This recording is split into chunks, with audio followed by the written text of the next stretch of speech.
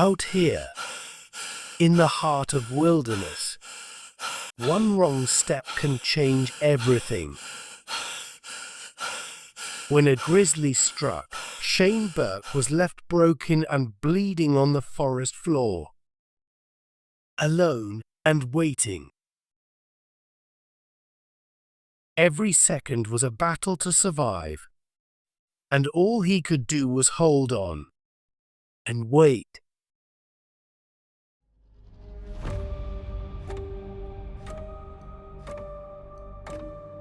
This is the story of what happens when survival comes down to seconds and choices.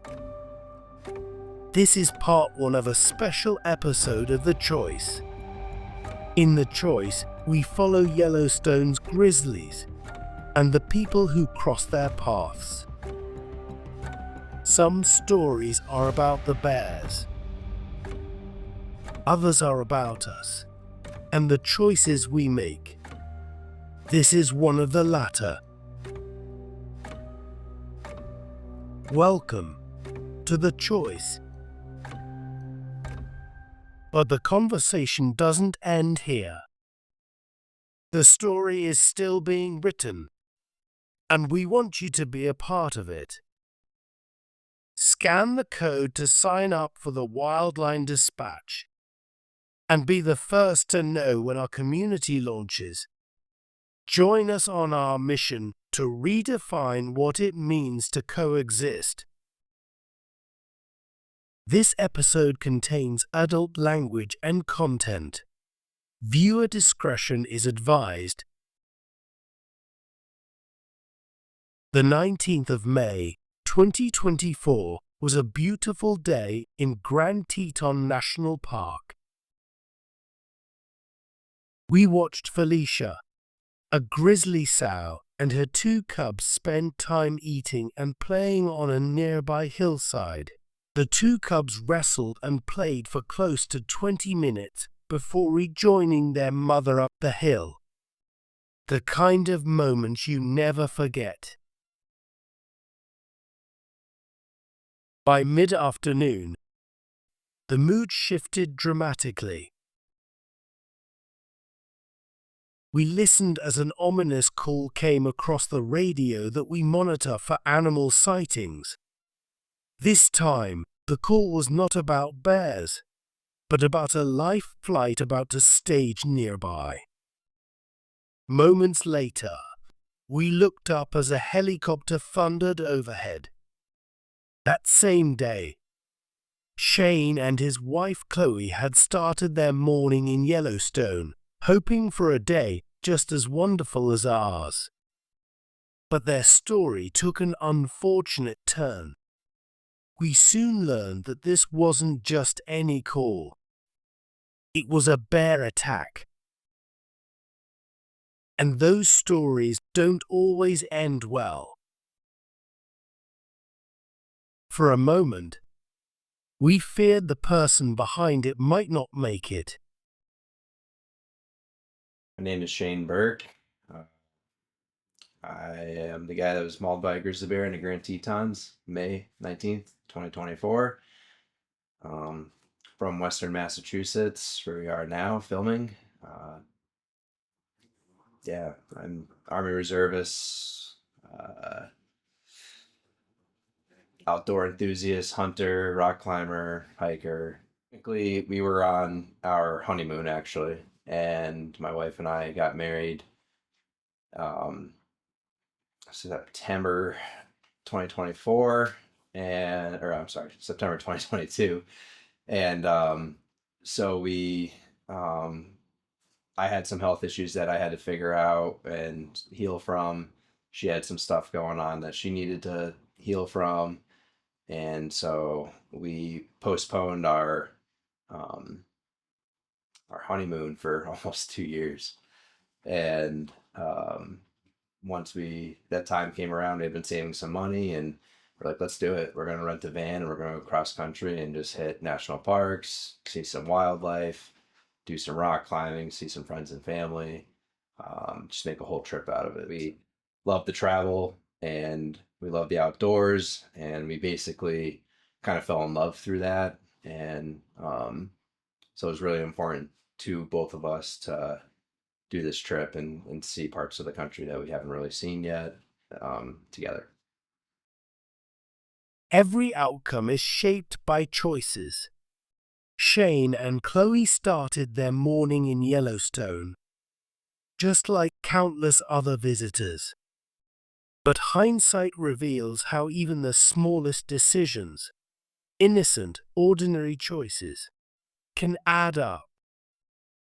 And for them, those choices carried unimaginable consequences. Oddly enough, I had this very like weird ominous feeling. We actually were going to get up at 4 a.m. and go back down to Lamar Valley because we really didn't get a good view of wolves. So the plan was to go to Lamar. We woke up actually in Yellowstone, and it was weird because like I woke up and normally I'm the first one up and I wake the wife up and get things going, get things in motion. And I just kind of woke up and it just felt real heavy. And I, ironically enough, I heard a bunch of dogs outside barking, and all of a sudden a wolf ran right through our camp. And it was pretty crazy. And I'm shaking my wife awake. I'm like, Chloe, there's a wolf outside. And it runs right through our camp.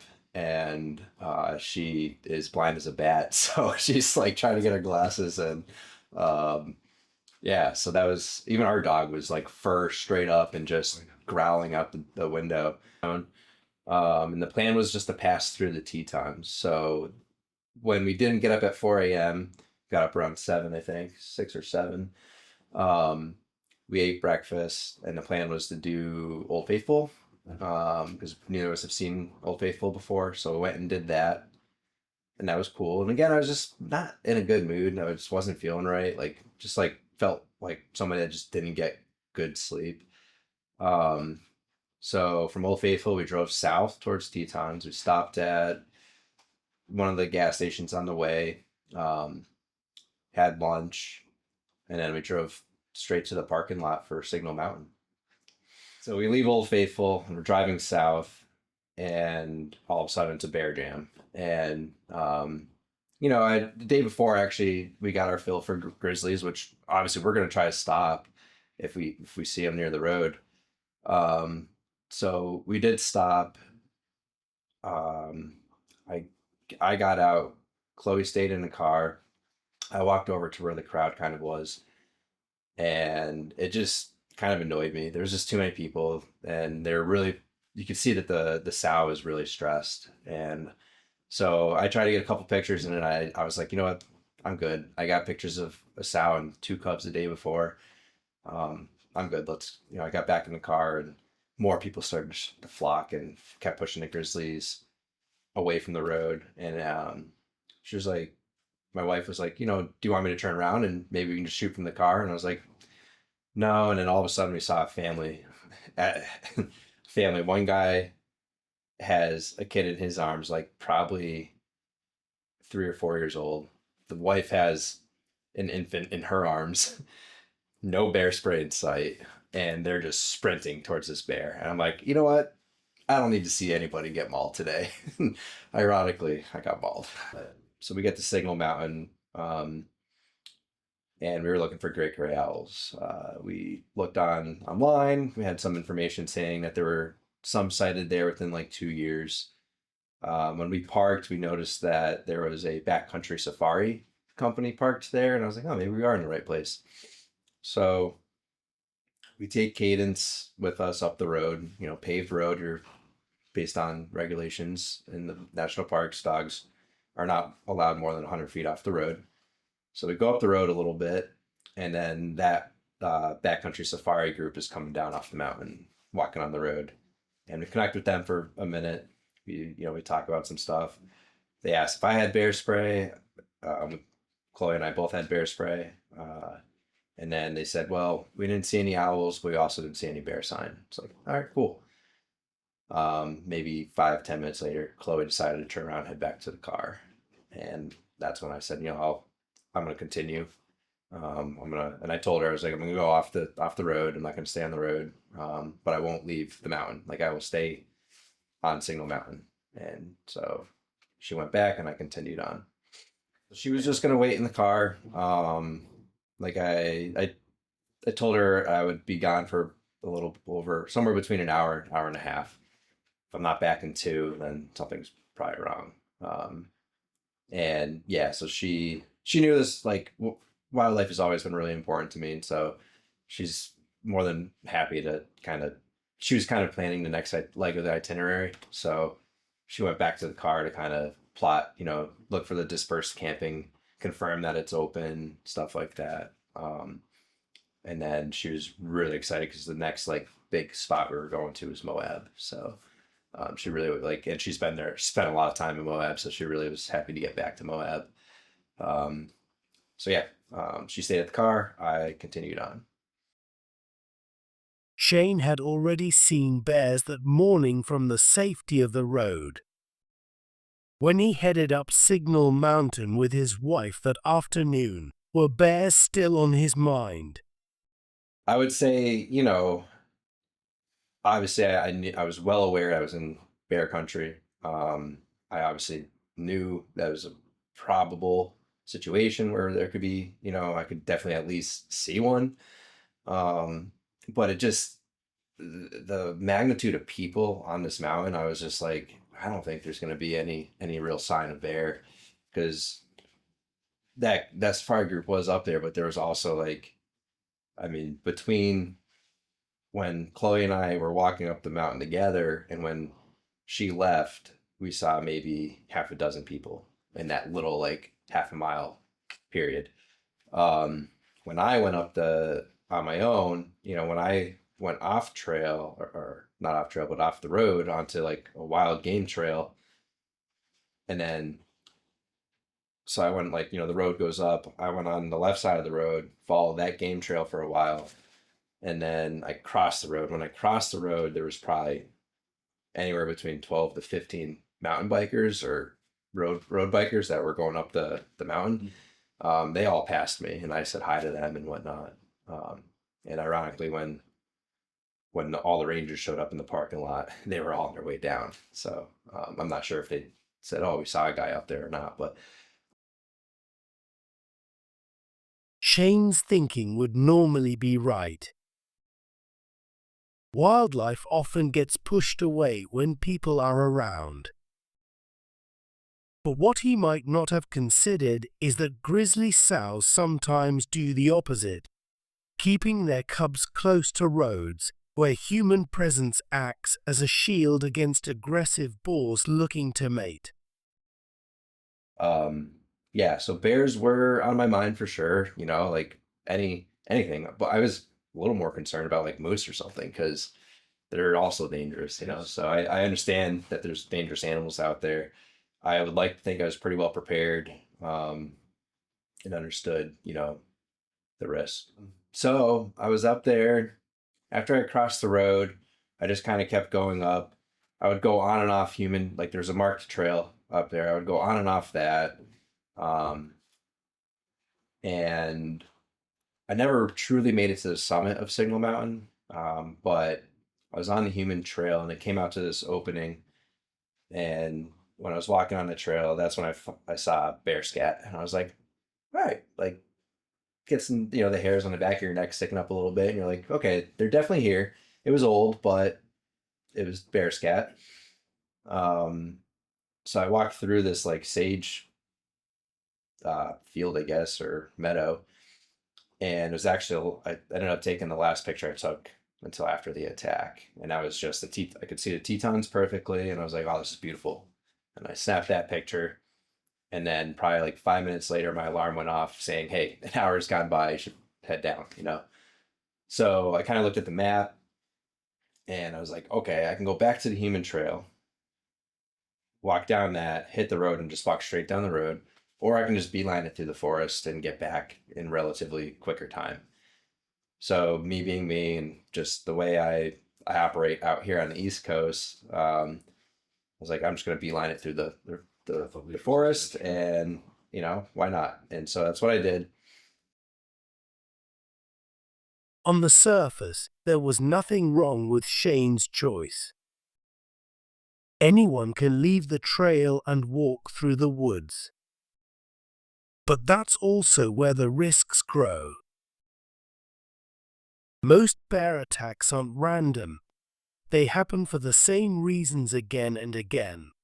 A mother defending her cubs, a bear startled in heavy cover, or an animal protecting a food source. Unfortunately, Shayne inadvertently hit two of these three reasons. There's also sign of humans out there. Like I found toilet paper and balloons. I found someone's glove and a hat. I picked all that up to, throw out. Um, so I'm walking down the mountain and all of a sudden, like, some time had lapsed. I'm not exactly sure exactly how much time, but I get down, kind of down in this, like, I don't want to say valley, but it's really thick.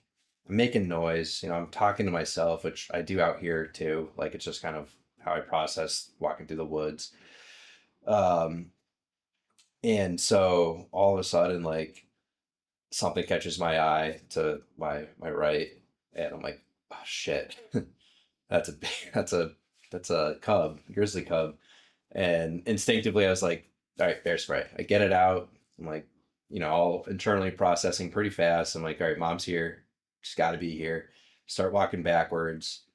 I look down to pop the safety off the bear spray, and then I look up and she's, I don't know, 10 to 15 feet away and just moving. And then I kind of like postured and like raised my hands and really tried to call her bluff.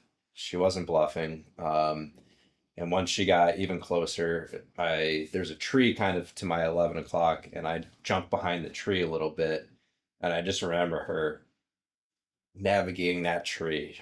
She just clawed it and ripped off the tree, and I was like, oh shit. And then that's when I just was like, all right, I'm gonna duck and cover and go for a ride. And that's when I jumped down. And mind you, like, this was like milliseconds, this whole thing. But like I have that look in her eyes, and I remember her paw hitting the tree, and that's when it connected to me, like, dude, get down, like, you're gonna get hit. And so that's what I did. Simultaneously she tackles me, she rips into my shoulder. So she like kind of jumped up and then came down on my shoulder, and just tore that apart. We went to the ground. She was moving so fast that I remember her momentum going over me, and then she very quickly 180'd and then came back on top of me. And then that's when she started tearing apart my legs. And I'm just laying down in this prone position with my hands and arms behind me like this, and I'm just putting my face in the dirt and just trying to mute myself. And I just feel like a vice grip just biting my legs over and over again, picking me up, trying to roll me over. And so she eventually got me really good. Like, I don't know if she struck a bone or what, but this really hurt. And I just remember like letting out like this blood curdling yelp, not even a scream. It was just like there's a weird noise, but really loud. And then she just drops me and then goes, obviously what I presume would be my head or my neck. Simultaneously, she bites into my hand right here and my left wrist, and then also biting into the can. When Shayne realized he was in trouble, there was no time to think, no time to deploy his bear spray. In that instant, he made the only choice he could. He dropped to the ground, locked his hands behind his neck, and tried to shield the places a grizzly could end him. But what Shayne couldn't see, and what no one realized in that moment, was that his bear spray was still trapped in his fingers, pressed against the back of his head, right where the bear was striking. And then I heard and as soon as I heard that pop, it was over. And I just heard like this thunderous stampede running away from me. And it took, a couple seconds to realize that she now had just ran away. And I felt this warm sensation going down my back and my face. And I was convinced for a couple seconds that she actually bit into my skull. And that's my blood pouring down my face. But then um, I realized like, no, that was the bear spray can. Holy shit. It slowed down. Like I said, it was really hard for me to interpret just how long the attack was. Um, but it definitely slowed down. It felt like, even though, like I said, it was at most a 2 minute interaction, it felt like an hour. Like it dragged by. And then all of a sudden, like I can remember the sound she was making, the smell, like um, the What did it sound like? strength. Hmm? What did it sound like? It's so if you ever watch like bear documentaries and you see like two boars fighting, it was very much that like huffing sound that they make. Um, and then it was just like, I just remember just the pure like violence behind it. Um, the pure raw strength of just throwing me around like literally like a rag doll. Like she is effortless. And um it's just very, yeah, yeah. What did it smell like? Just smell like a, I mean, they're smell like a, it's hard to explain, I guess, but um kind of like a just a musky animal. I don't know. I never smelled anything quite like it, but I've been, around like wild animals before and like pick them up and whatever and get them out of the road or whatnot. It just felt very um, musky. Yeah, it's kind of the best term I can come up with. And I look over and I just see her ass running away the same direction the cub had gone, I believe. It's all kind of a blur, but I just know that I ran the opposite direction, which was unfortunately further into the woods because, ironically, when all of this happened, I was only like 400 yards away from the road.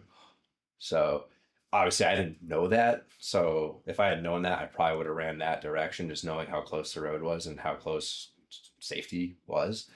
But in this moment, it just was like, okay, bear's that way, I'm going this way. And so I'd run back up the hill, um, back up Signal Mountain. And I just, for, I don't know, I was told later, it felt like half a mile to a mile. But I was told later by the Rangers I ran about 200 yards, which to me, again, it felt like a marathon. But so I ran up this hill. Um, I had like, it was crazy because not only was it super super thick, but there's just trees on the ground, trees, so I'm going under trees, I'm going over trees, and I'm just running. I got my camera still attached to me, and that's just bouncing between my legs, hitting me in the knees and tripping me. And it had a big 500 millimeter lens on it. So eventually, like I start doing like blood sweeps. I know the first thing I saw was my hand, and I was like, whoa, I've been messed up before, but I was like, man, that looks bad. And I like remember just doing this and seeing things move in there, and I was like, holy cow. And then I look over here and I like put my arm up like that, and I can see sunlight through my watch strap, and I'm like, oh God. um, and I look down and I look behind me and I just see blood just pouring down my legs. And I'm like, fuck, okay. And so I had a fanny pack similar to this one on, and my backpack and my camera. Go through my fanny pack. I have my phone still. So I look at my phone, and somehow I have service. And I hadn't had like real service in like 3 days. So I was just really amazed that I had service. And I was like, you're dying. Call your wife. Tell her you love her. Tell her you're sorry. And so I call it. The call dropped right away. So then I tried texting her, just bear attack. And I tried to send that. And that's like slowly trying to send. And then she calls me back. I pick up. She's like, hey, what's going on? like all happy. And I'm like, I got attacked by a bear. And she's like, what? And I'm like, no, like I'm dying. Like I got attacked by a grizzly bear. I'm bleeding out. And I was throwing myself a little pity party up there. Like, I was pretty well convinced I might die. And so, her being an EMT, she snapped me out of that and was like, no, like, where's your first aid kit? I'm like, I left it in the car. Like, this is just going to be an hour walk in the woods. Um, she's like, okay, what do you have on you? Like, cut your gear up, make improvised tourniquets. You can do this. You've done this. Like, you got this. She's like, I'm calling 911 right now. And she's like, I love you. I'm like, all right. And I told her, I was like, I need to get somewhere safe before I start triaging because it's, in the military, you always like before you start doing things like that, obviously like you can self-care can happen, but before you help a battle buddy that's wounded or anything like that, they teach you to secure the area first, because that's the most important part. And so in my head, I'm like, I just need to get somewhere where I feel safe, where I have a good field of view and I can really like take my time and assess what's going on. And so I ran a little bit further. I got up on this plateau and then I stopped and I reassessed and I just like kind of put my hand down my pants and felt one of the spots that was bleeding and it just felt like like like you kind of leave a faucet on a little bit. It just felt like that. And I just remember it being so warm and I'm like, oh my God, like this is just pouring out of me. Like you really gotta you gotta take care of yourself. So I looked around, I was like, this is as good as it's probably gonna get. I'm flat, I can see in every direction. Let's stop here. And so I just start ripping clothes off, start cutting gear, and then improvising tourniquets around my legs. The hand, as bad as it was, really wasn't bleeding anymore. My wrist really wasn't bleeding at all, even though it was a massive wound. And I had almost no idea that I actually was hurting the shoulder, other than I couldn't move my arm very well. So like taking my hoodie off was painful. Taking my bino harness off was painful. And of course, like after I took my hoodie off, I used that to absorb some blood. And I wanted to put my bino harness back on because I had my knife mounted on that and I wanted to have quick access to that. And so, yeah, and before I actually triaged, because I did really think I was going to die, actually, that's when I recorded that video that I had posted on the 1 year anniversary of the event. And, yeah, so, I took like 2 videos. One that like I was just like too hysterical to like really use or whatever. I ended up deleting that one, but then I took a calmer one, tried to show my wounds the best I could, and then my legs really kind of didn't want to operate very well after that, so I was pretty much had it in my head that like you got to just stay here, and I know like one of the worst things like a lost hiker can do is just move. So it's like I feel safe here. I can see in every direction. So that's what I did. So I triaged there and waited for rescue. Shayne's response was correct and instinctive. Call for help. Get to cover. Stop the bleeding. It was textbook survival. But then came the hardest part. The waiting. In the stillness of the woods, he couldn't know if the bear was gone, or if it would return. Absolutely. That was a huge fear. That's why like once I was done putting tourniquets on, the knife was in my hand instantly and never left my hand until I saw the helicopter. And like, yeah, you could say whatever, like, what's that going to do for me? I rather die fighting than not. So, and, at the end of the day, like, yeah, I was in the animal's backyard, but that's still our space too. And, I still have a right to defend myself. As a threat. Like, she perceived me as a threat for sure. And that's, you can't fault an animal acting on its instincts that are programmed in its head by nature. Like, so it was absolutely trying to, at minimum, neutralize me, but that realistically just means kill me. Like,